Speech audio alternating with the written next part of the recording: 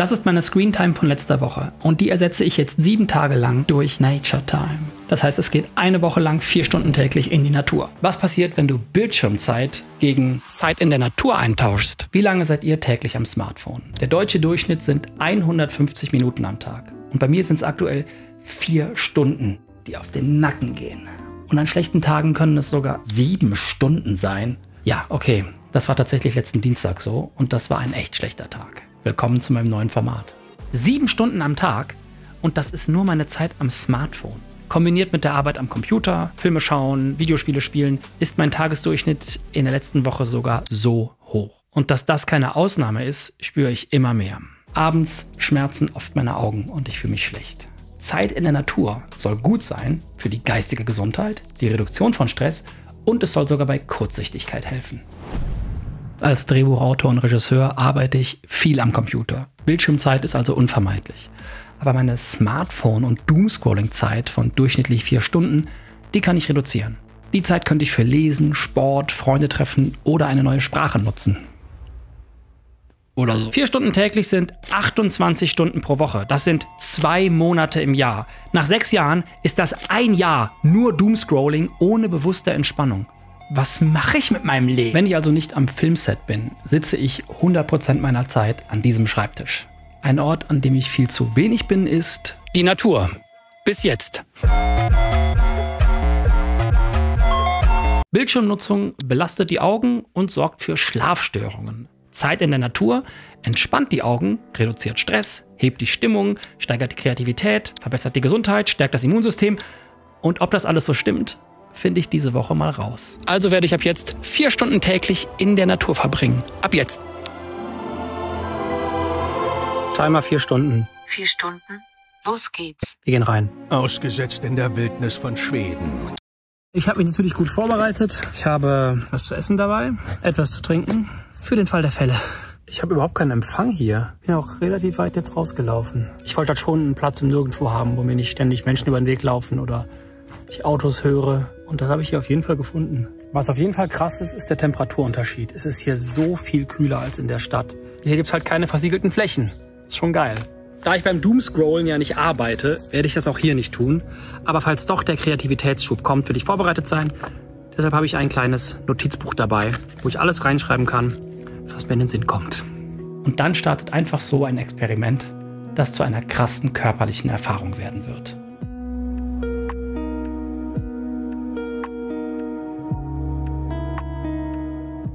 Es ist hier draußen so ruhig, aber in mir drin ist es so unruhig.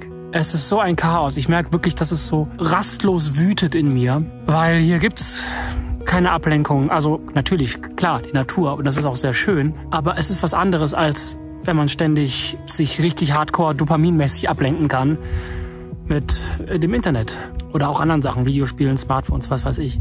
Hier draußen kommt erstmal echt alles so an Unruhe hoch, was wahrscheinlich die ganze Zeit da ist, aber unterdrückt wird. Es ist krass, ich kann hier so weit schauen. Es geht da hinten einfach so krass in die Ferne. Das Gefühl, meine Augen haben ewig nicht mehr so weit geschaut. Es fühlt sich gerade so an, als würden meine Augen sich stretchen. Okay, meine Augen fühlen sich an, als würden sie sich stretchen. So wie vom Sport. Das macht tatsächlich Sinn, weil wir in der Natur eher in verschiedene Entfernungen schauen. Kurzer Blick auf einen Baum, langer Blick in die Ferne. Das entspannt die Augenmuskulatur, die bei längerer Bildschirmarbeit immer nur auf eine fixe Distanz fixiert ist. Das wiederholte Fokussieren in unterschiedliche Entfernungen, wie es in der Natur vorkommt, hilft, die Flexibilität der Augenmuskeln zu erhalten und kann Augenmüdigkeit reduzieren. Die Entspannung ist auf jeden Fall angekommen. Es gab ja erst so eine Grundentspannung am Start, dann kam so eine Unruhe hoch und das ist jetzt alles weg. Und ich habe extra was mitgenommen in der Hoffnung, dass es dafür eine Erklärung gibt. Gibt es für diese Entspannung eine Erklärung? Es gibt tatsächlich eine Erklärung. Oh, hoffentlich können wir die gucken. Während eines Naturaufenthalts erleben wir bereits nach 10 Minuten viele positive Effekte auf den Körper. Der Blutdruck sinkt, das Stresslevel reduziert sich und das Immunsystem wird gestärkt. Bäume setzen zudem beruhigende Stoffe frei, von denen wir profitieren. Und diese Effekte hören nicht auf, wenn man die Natur verlässt, sondern können noch tagelang anhalten. Die Gerüche, die Geräusche, Und diese andere Art von Ruhe einfach. Und der Wind, der so leicht es ist total angenehm. Ich merke wirklich, wie meine Augen entspannen. Ich glaube, wenn ich wollte, könnte ich hier sogar pennen. Ich will eigentlich mal probieren. Ja, witzig. Ich bin tatsächlich ein bisschen eingedöst. Boah, das war aber auch nötig. Ich weiß gar nicht warum. Ich habe heute Nacht genug geschlafen. Irgend so ein Vogel hat mich geweckt. Ich habe das Gefühl, das ist viel...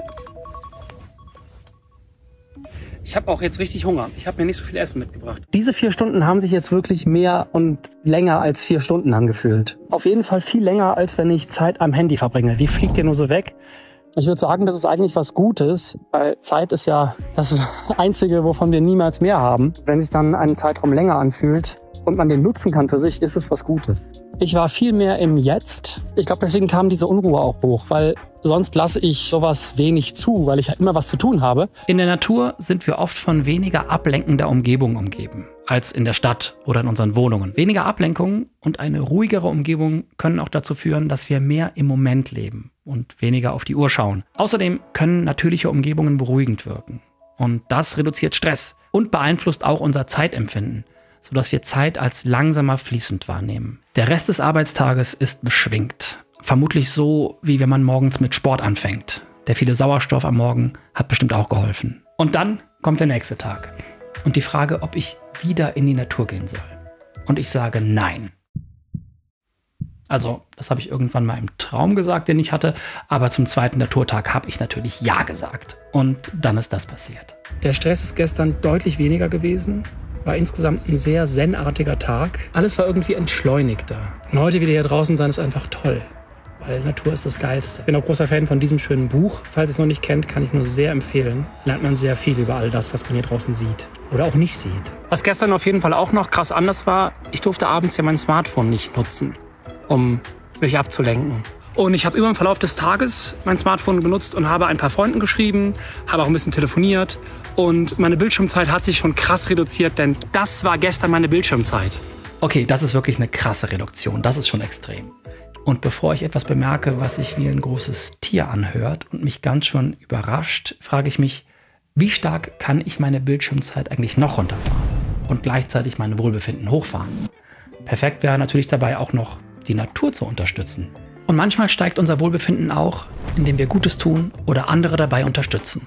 Zum Beispiel, indem ein toter Wald wieder aufgeforstet wird oder eine fast ausgerottete Eulenart gerettet wird. Das und vieles mehr macht die Naturschutzorganisation Planet Wild und dokumentiert das Ganze in eindrucksvollen Videos. Auf ihrem YouTube-Kanal und in ihrer App kann man die Arbeit der Berliner Organisation verfolgen. Finanziert wird das alles von einer Community, der jeder beitreten kann, um unserem Planeten zu helfen, sich zu erholen. Wenn ihr selbst etwas verändern wollt, aber nicht wisst, wo ihr anfangen könnt, unterstützt die, die es wissen.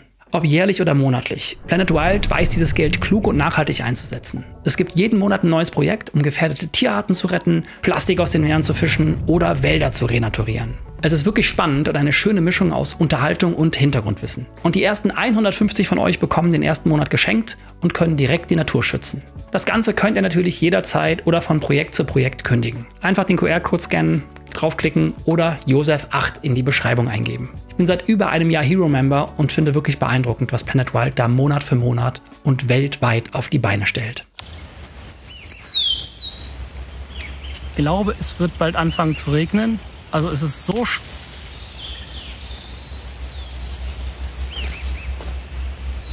Ich glaube, da ist ein großes Tier, vielleicht ein Hai oder sowas.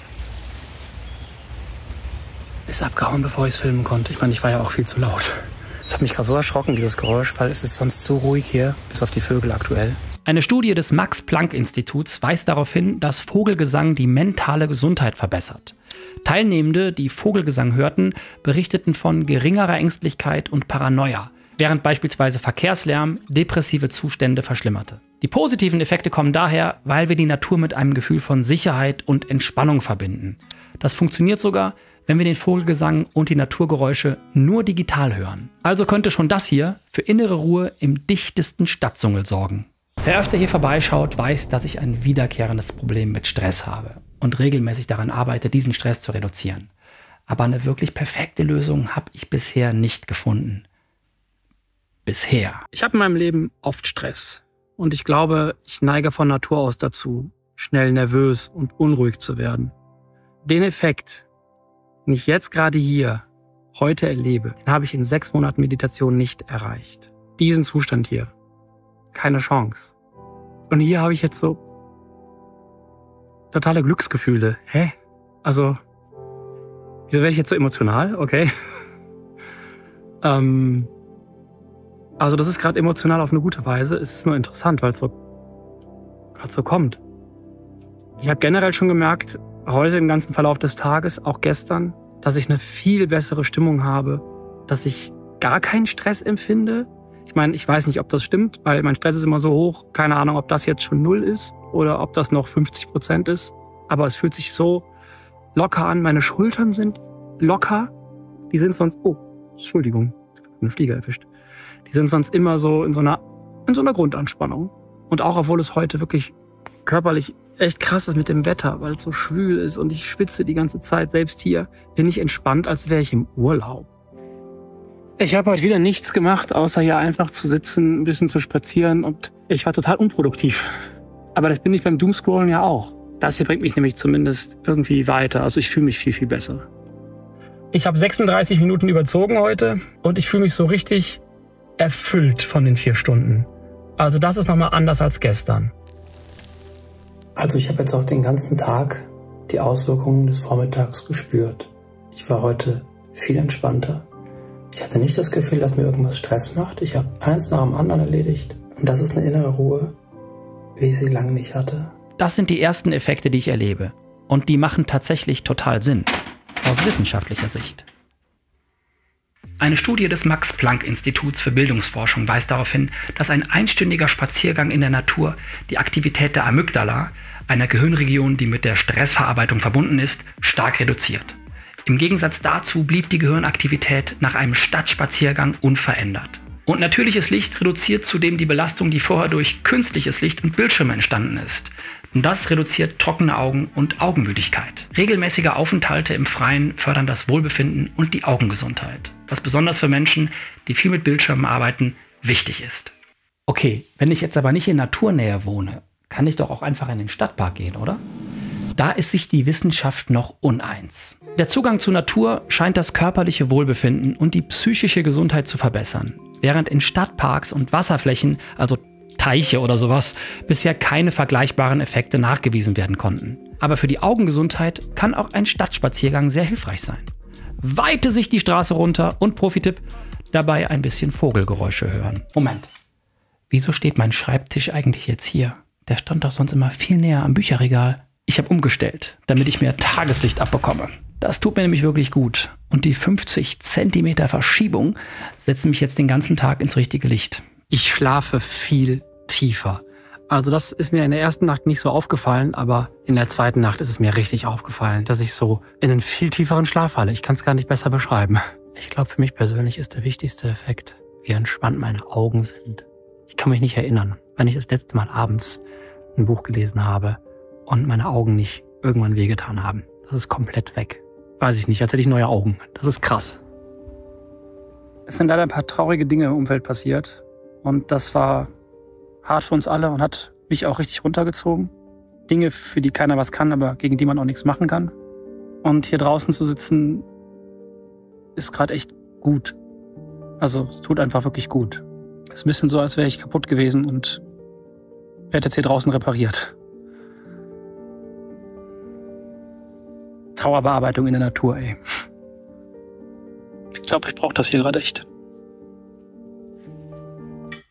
Das Leben kann schwer genug sein und es ist wichtig, sich Zeit zu nehmen.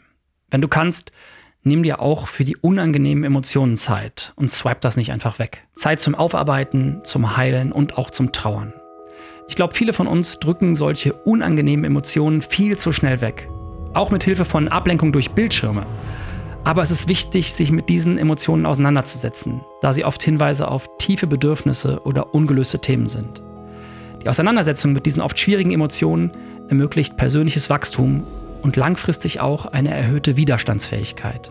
Und lasst euch das von jemandem gesagt sein, der seit 6 Jahren sehr dankbar für Therapie ist. Falls ihr nicht wisst, wen ich meine, er ist ein nachdenklicher Navigator, ein ambitionierter Abenteurer, ein tollkühner Träumer, ein unterhaltsames Unikat, ein reiselustiger Rabauke. Bist du gemeint?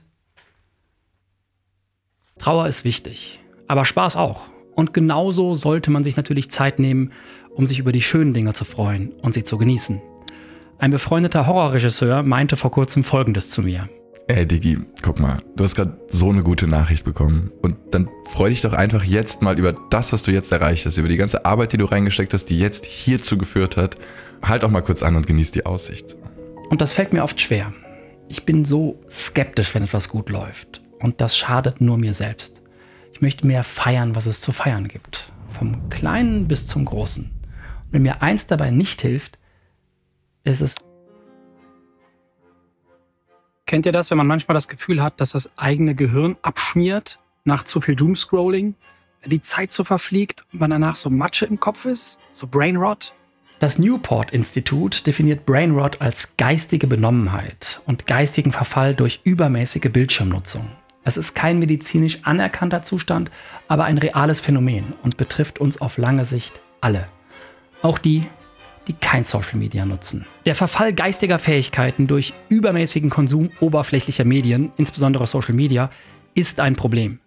Studien weisen darauf hin, dass dieser ständige Konsum und unsere Informationsverarbeitung und Aufmerksamkeit verschlechtert, was das kritische Denken immer schwieriger macht. Es führt zu Stress, Angstzuständen und Problemen beim Lösen von Aufgaben und zu nachhaltiger geistiger Erschöpfung. Diese Effekte betreffen Menschen weltweit, weil durch das Internet alles so schnell und stark wie noch nie zuvor verbreitet werden kann. Ich denke mir manchmal, ich würde gern Social Media komplett löschen. Aber aus beruflicher Sicht wäre das leider falsch. Ich meine, ich habe jetzt meinen Newsletter für alle, die sich für meinen Storytelling-Kram interessieren und habe da quasi so einen eigenen Kanal. Aber viel kommt immer noch über Instagram und TikTok rein. Also auch Jobs, vor allem über Instagram. Nur noch YouTube haben wäre nett, aber rein aus beruflicher Sicht wahrscheinlich unklug. Privat hätte ich das, glaube ich, schon alles gekillt. Nee, weil es mich nicht so erfüllt beim Konsumieren. Ich finde auch, zu sagen, Social Media ist Quatsch, nicht gut und nicht richtig, weil es gibt gute Anwendungsmöglichkeiten. Es gibt Menschen, die das nicht so belastet, die damit besser umgehen können. Aber ich gehöre nicht dazu. Ich brauche für mich einen klaren Weg, damit mich das nicht belastet und damit mich das nicht so zurückkonsumiert. Social Media löschen? Klar, manche schaffen das. Aber realistisch ist das für viele von uns nicht. Stichwort FOMO und Peer Pressure. Aber eine radikale Reduktion von Social Media oder die Nutzung von beschränkter Bildschirmzeit oder Apps wie OneSec sind hier sehr zu empfehlen. Falls ihr OneSec nicht kennt, das erzwingt vor dem Öffnen bestimmter Apps oder Websites eine kurze Pause, um das impulsive Verhalten zu reduzieren. Eine Studie des Max-Planck-Instituts weist darauf hin, dass die App-Nutzung durch OneSec in nur 6 Wochen um durchschnittlich 57% reduziert werden konnte. Ich bekomme übrigens kein Geld dafür, ich mag einfach die App und den Entwickler und ich kann sie euch nur empfehlen. Dass man den Dopaminkreislauf unterbrechen muss, um weniger am Smartphone zu sein, ist ja kein Geheimnis, wie meine Handypin oder meine Körpergröße. Ist übrigens beides 1,9. Heute bin ich sehr motiviert.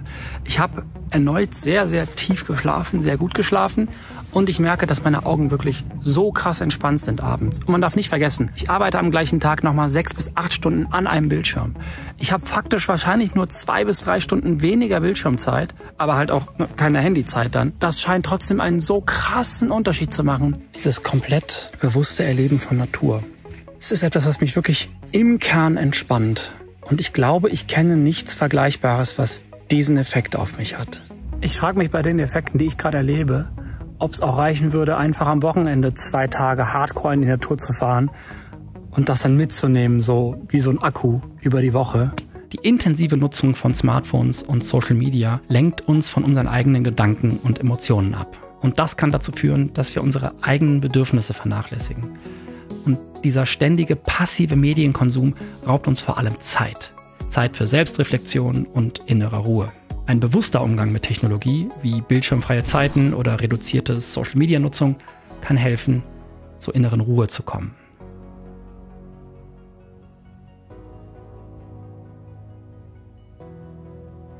Wenn ihr denkt, dass ich irgendwas Sinnvolles mache, ich sitze eigentlich die ganze Zeit rum und entspanne. Folge meinen Gedanken, entspanne meine Augen. Ich habe nicht mal das Bedürfnis, irgendwas zu konsumieren inzwischen. Ich gucke mir einfach die Insekten an. Ich war früher stundenlang im Wald, jeden Tag, mit all meinen Freunden. Meine ganzen ersten Filme spielen im Wald. Ein Effekt, den ich noch krass fand, ist, dass ich das Gefühl habe, dass ich bessere, tiefere Gedanken habe, wenn das Sinn macht. Mehr Gedanken, die so ganz aus meinem Inneren kommen und halt nicht so viel inspiriert. Klar, wenn ich auf Reddit oder irgendwo anders unterwegs bin oder auf Instagram, sehe ich ja visuelle Ideen, inhaltliche Ideen, Gedankenanstöße. Das kann ja auch sehr positiv sein. Aber es kann auch stark ablenken von den Dingen, die in einem selbst sind oder die vielleicht sogar noch interessanter sind. Und ich glaube, wir berauben uns da ganz oft dieser Chance, den eigenen Gedanken und Ideen auf die Schliche zu kommen. Also weniger Medienkonsum, das mache ich ja gerade, tut meinem Kopf echt gut und es entsteht viel mehr neues Eigenes. Und es müsste auch nicht mehr neues Eigenes entstehen. Also es wäre auch okay, wenn es einfach gerade nur angenehm und entspannend ist. Aber es entsteht auch viel mehr Eigenes. Ich komme doch noch mal mehr in Berührung mit meinen Bedürfnissen und den Dingen, die mich auch interessieren. Anders als wenn das fremd angestoßen ist. Das verfolge ich irgendwie nie so lange wie jetzt die Dinge, die gerade hochkommen. Positiv gesehen, wirklich. Wirklich nur positiv gesehen. Da ist nichts Negatives dran. Es kommt auch nichts Negatives hoch. Es ist nur positiv. Und meine Augen haben sich ewig nicht so leicht gefühlt, so unverkrampft. Ich weiß gar nicht, woran das liegt. Gibt es da vielleicht eine Erklärung für? Weil ich meine, sonst hätte ich das Ding ganz umsonst mit mir rumgeschleppt. Bitte sehr.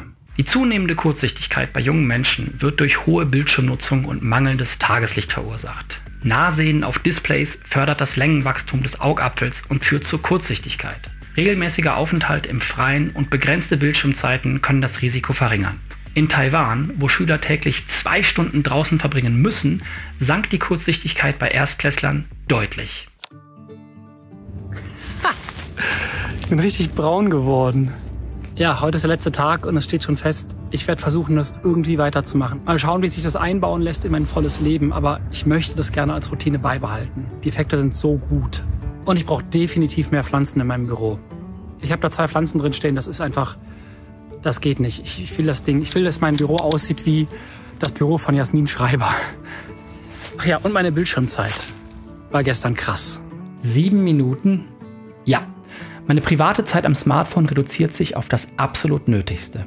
Kurz mit Freundinnen und Freunden schreiben, das war's. Aber um ganz transparent zu sein, natürlich habe ich auch ein Arbeitshandy. Hiermit mache ich alles Berufliche. Also hier sind aber auch nur Mailprogramme drauf und Kamera-Apps und so ein Kram. Ich habe übrigens die ganze Woche nichts in mein Notizbuch geschrieben. Ich hatte Ideen und so, aber es war viel schöner, die einfach fließen zu lassen. Und die da geblieben sind, habe ich aufgeschrieben, wenn ich zu Hause war. Und dann habe ich wirklich weitergemacht? Habe ich ohne Druck des Experimentes weiter täglich da draußen gesessen und die Natur genossen? Habe ich? Das Schwierige an Selbstexperimenten ist, Dinge langfristig in den Alltag zu integrieren. Und 4 Stunden jeden Tag irgendwo rumzusitzen, ist gar nicht so einfach zu integrieren. Aber ich kann sagen, ich schaffe es zumindest jeden 3. Tag. Das Tolle ist aber, wenn ich wirklich da war in der Natur, merke ich das für mehrere Tage. Also was die Wissenschaft da sagt, kann ich bestätigen. Ich weiß allerdings noch nicht, wie ich das im Winter mache. Positiv ist aber, dass meine private Handynutzung immer noch sehr niedrig ist. Es ist natürlich schon wieder relativ hoch, aber im Vergleich zum Anfang ist das ja quasi ein riesiger Gewinn. Und ich halte mich immer unter der Stunde. Das ist mein Ziel. Ich bleibe unter 60 Minuten am Tag. Ihr habt mir eure Bildschirmzeiten geschickt und die werden in den nächsten Folgen und Episoden dieses Formates auf jeden Fall auch Beachtung finden. Dieses komplette Format hat das Ziel, mich gesünder und glücklicher zu machen. Vielleicht auch euch. Mal schauen, ob es funktioniert. Gegen was könnte ich meine Bildschirmzeit denn noch eintauschen?